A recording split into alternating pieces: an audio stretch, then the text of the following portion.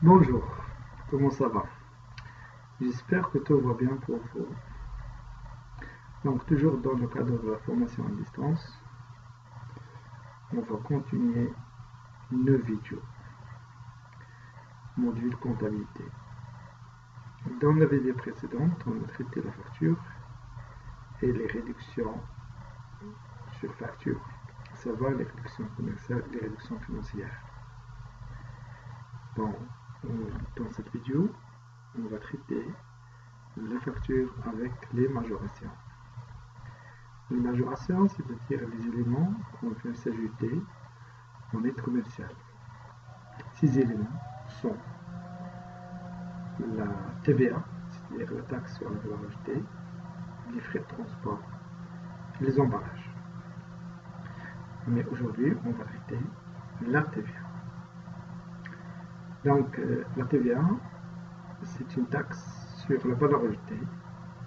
C'est-à-dire, la valeur ajoutée, c'est la richesse créée par l'entreprise. C'est la valeur que l'entreprise a ajoutée à un bien ou à un service. Et je crois que vous avez traité la valeur ajoutée dans le module gestion d'entreprise.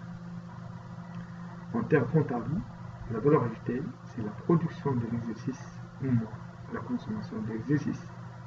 Ça veut dire le prix de vente des éléments que l'entreprise a produit ou il a commercialisé, moins de ce que l'entreprise a consommé pour les produire. Alors ici, en termes de valeur, en termes de TVA, je vais traiter les généralités, ça veut dire un certain ensemble d'informations relatives à la TVA, le champ d'application de la TVA, les taux de la TVA appliqués ou là qui sont en vigueur dans la législation marocaine, le calcul et la comptabilisation de la TVA.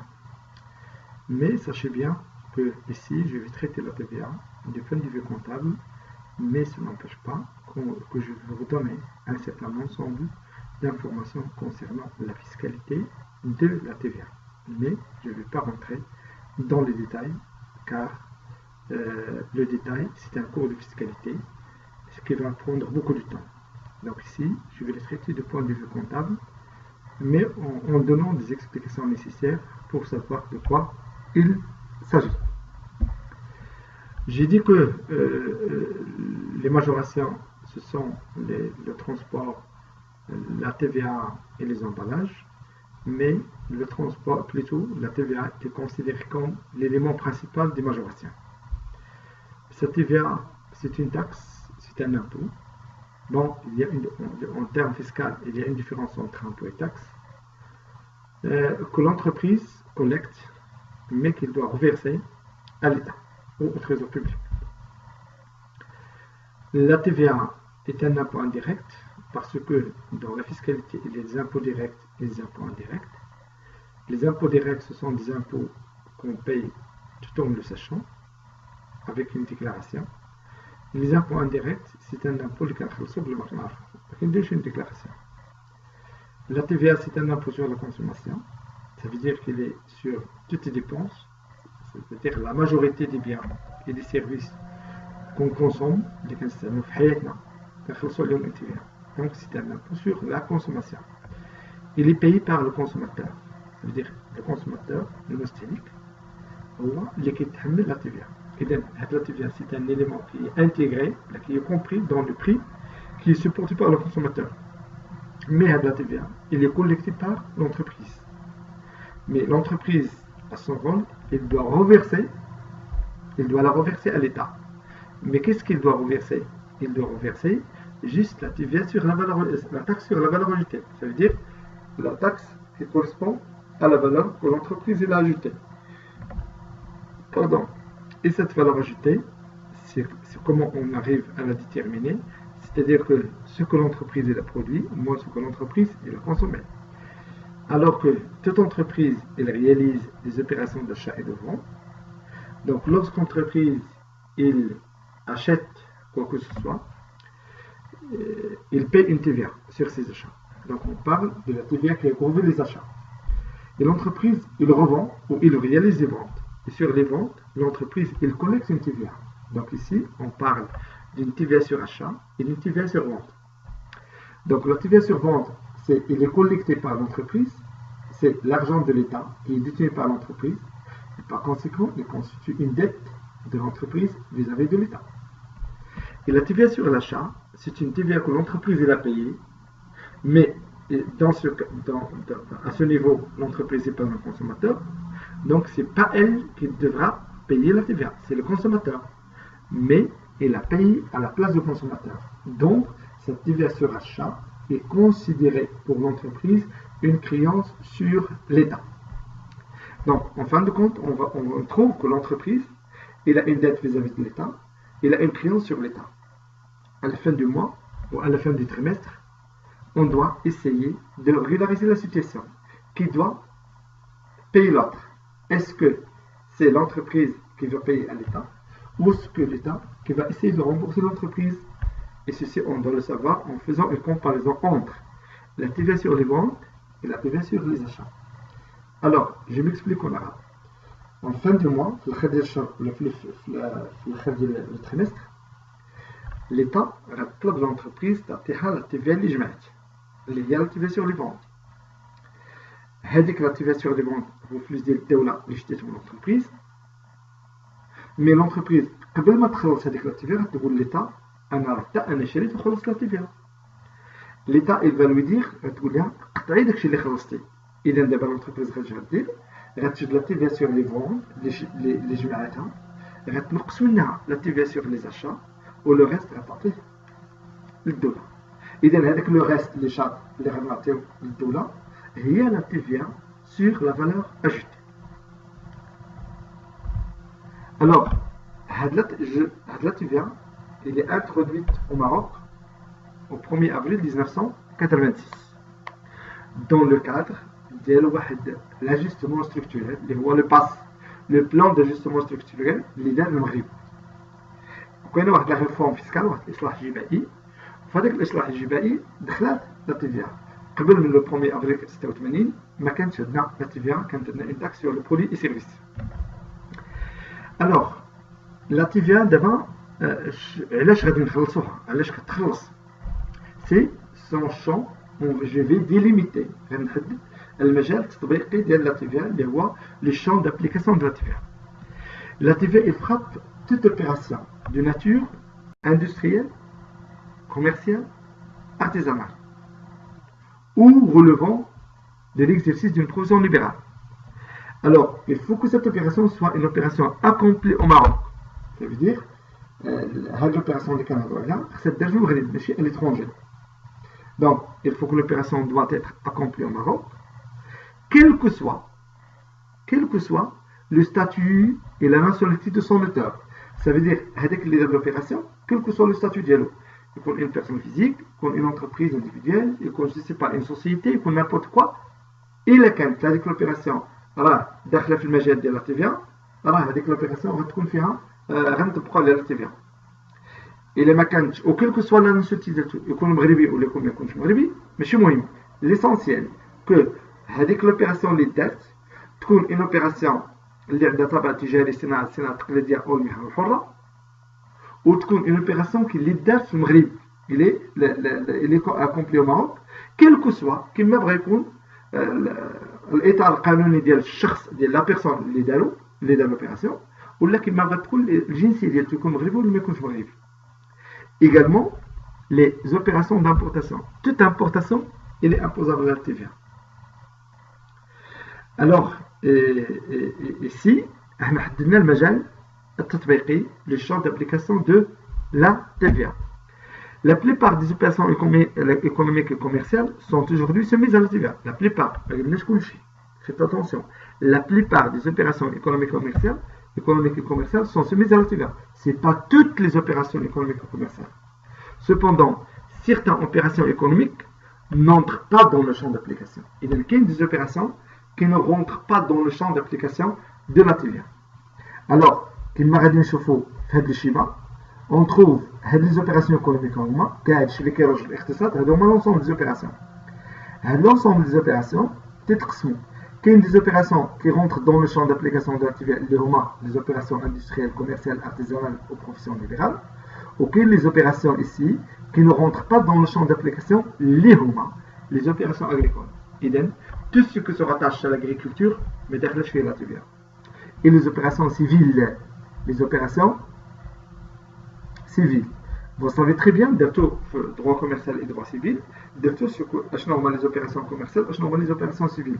Et les opérations civiles, elles ne sont pas, les opérations civiles ne sont pas soumises à la TVA et ils sont hors champ d'application. Alors, les opérations qui rentrent dans le champ d'application de la TVA,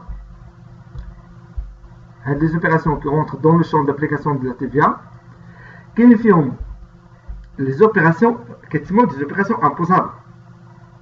Mais les opérations qui sont imposables, c'est-à-dire ce sont des opérations qui sont dans le champ d'application de la TVA.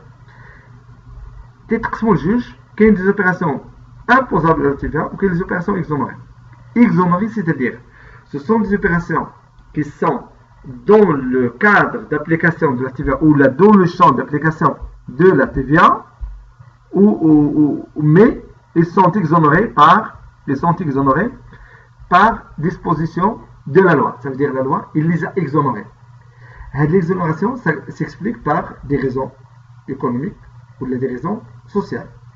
Donc, je reviens à dire que la plupart des opérations économiques, commerciales, sont aujourd'hui soumises à la TVA, mais certaines opérations économiques n'entrent pas dans le champ d'application de la TVA les opérations agricoles, les opérations civiles. De plus, les opérations entrent dans le champ, les opérations, ils entrent dans le champ, les opérations, ils entrent dans le champ, mais sont exonérées par des dispositions législatives. Voilà. Les opérations qui sont exonérées par des dispositions législatives, on trouve par exemple les opérations de première nécessité. Par exemple, je donne justement des exemples. Les opérations de première nécessité. Les opérations de première nécessité, par exemple le pain, le couscous, les semoules, les farines, les céréales, la levure, le lait et crème du lait, le lait spéciaux pour les nourrissons, le sucre brut, les dattes conditionnées produites au Maroc, les produits de la pêche à l'état frais ou congelé, la viande fraîche, l'huile d'olive. Idem, ce sont des produits de première nécessité qui rentrent dans le champ d'application de la TVA, mais qui sont exonérés. Également, il y a les journaux et les publications des films. Également, on peut parler de la construction pour habitation et la construction pour des logements sociaux. Donc, un certain ensemble d'opérations, les actes médicaux, ils sont exonérés de la TVA. Donc, je ne peux pas citer toutes les opérations qui sont exonérées, mais j'ai donné des exemples. Les taux de la TVA. Les taux de la TVA, c'est-à-dire que la TVA, c'est un pourcentage du prix de vente. La TVA, c'est un pourcentage du prix de vente. Et que la loi fiscale marocaine, elle a déterminé 4 taux. Il y a 20%, 14% et 10%. Donc, pour chaque taux, on lui applique un certain ensemble d'opérations. Alors, pour le taux 20%, ce taux s'applique à tous les biens et services non expressément soumis aux autres taux. Ça veut dire que là, la législation m'attache la liste des biens et services qui sont soumis à 20%. أعطت la liste ديال 14 وديال 10 و 7. Mais tous les autres biens اللي داخلين في المجال التطبيق ديال لا تي في ولكن ما تيطبقش عليهم 14 و10 و7 كنديروا لهم 20%. C'est un taux normal. Donc le taux de 20%, on l'applique pour toutes les opérations qui ne sont pas soumises aux autres taux. Et dans il y a une liste bien déterminée. Alors, par contre, pour les autres taux 14, 10 et 7, il y a pour chaque taux, il y a une liste. Je ne peux pas donner ici la liste complète, j'arrive à donner des exemples parce que on a un cours de fiscalité. Bon, juste pour information, en 10e année, vous aurez un cours de fiscalité dans lequel vous allez traiter la TVA d'une manière détaillée. Taux réduit de 14%. Donc les éléments, un exemple des éléments qui sont soumis à 14%, c'est le beurre, à l'exception du beurre de fabrication artisanale, opération de transport de voyageurs et de marchandises, et le beurre zibda, ولكن ما دخلش الناس زبده بلديه. Les opérations de transport نقل سواء ديال البضائع ولا ديال الاشخاص à l'exclusion du transport ferroviaire. إذا النقل جميع أصنافه 14%، إلا النقل ديال السكك الحديدية لا عنده 20%. L'énergie électrique, ça veut dire d'eau, عنده 14%. هادو sont des exemples. Taux réduit de 10%. Les denrées aux boissons à consommer sur place. إذا هنا le domaine de l'hôtellerie et la restauration. فيه 10%. Les denrées, ça veut dire الماكلة ولا المشروبات qu'on consomme sur place. مثلا un restaurant, un snack, je sais pas, قهوة. Donc هذاك الشيء تم consommer sur place. إذا هذوك les éléments اللي كنشريو تنكونسوموهم sur place, ils sont soumis à 10%. L'hôtel et la restauration, 10%. La location d'immeubles à usage d'hôtel, ça veut dire il a كرينا واحد l'immeuble ou là, je sais pas, n'importe quoi, un complexe des villas ou pour des hôtels, la location il est soumis à 10%. Il y a le produit alimentaire, l'huile alimentaire, le sel de cuisine, le riz usiné, les pâtes alimentaires, les produits pétroliers et gaz, ça veut dire les produits pétroliers, le mazout, l'essence ou le gaz de bota, 10%. Opération de bons, les valeurs mobilières, donc les banquiers ils sont soumis à 10%. L'avocat, les opérations d'avocat, l'interprète, les walmotarjim, Adel, les waladun, notaire, un huissier de justice, les rois, aoun qadaï. Les opérations des longs, ils sont soumises à 10%. Donc, il y a d'autres opérations que je ne peux pas citer. Le taux réduit de 7%. Et les éléments, les ont 7% de la TVA. Qui l'ont livré au réseau de distribution publique, c'est-à-dire le bas de l'Orvini, 7%, ou le c'est 20%. Location de compteurs d'eau et d'électricité, ça veut dire la régie de distribution d'eau et d'électricité, le compteur d'éléments d'eau, ب7%. الماء ب7% والضوء ب 13%. والكرا ديال الكونتور ديال الضوء ب7%. فيت اتونسيون الكرا ديال الكونتور ديال الضوء ب7% والضوء كونسوم ب 14%. والكرا ديال الماء ديال الكونتور ديال الماء ب7 والماء كونسوم ب7.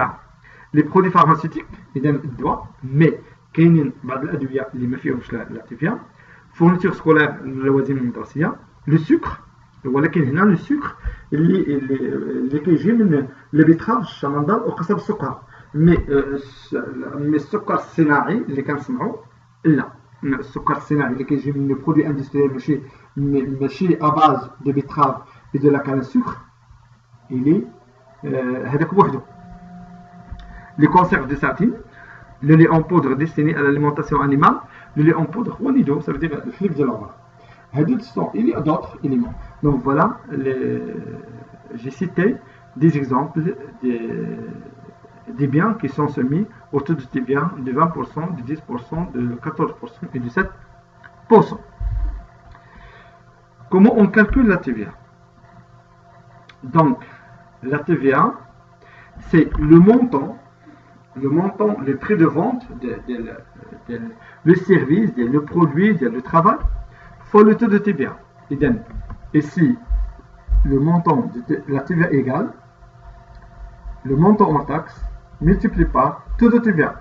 هاد لو طو ممكن يكون فيه 20 10 14 7%. Ça dépend de l'opération. Le montant hors taxe acheté, ça veut dire hors taxe. ما معنى hors taxe؟ معناه que في هاد le montant ما كايناش لا TVA. La TVA n'est pas comprise. Le prix TTC معناه c'est le prix hors taxe زائد la TVA. Le prix TTC égale le prix hors taxe plus la TVA. Le prix TTC هو le prix toute taxe comprise. Ça veut dire ملي غادي نعطيو واحد لو مونطون 1000 TTC, ça veut dire في هذيك 1000 راه داخله لا TVA. Ça veut dire في هذاك لو مونطون TTC راه داخله لا TVA. C'est-à-dire ici la TVA est comprise. La TVA est comprise.